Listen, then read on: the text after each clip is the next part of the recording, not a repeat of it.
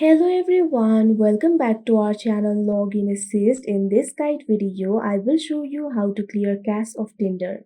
So in order to clear the cache of Tinder, what you have to do is open the settings of your device.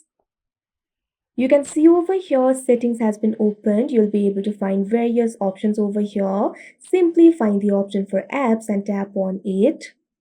Now you'll be able to see the applications over here. Find the application for Tinder and tap on it.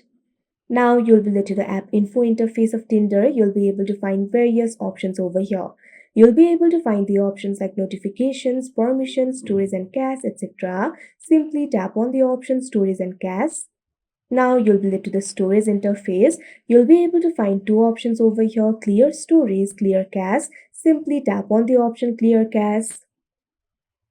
Now you can see over here the cache has been decreased to 0. That means the cache of Tinder has been cleared. So that is how you clear cache of Tinder. I hope you found this video helpful. Thank you for watching. Make sure to like, share and subscribe to our channel.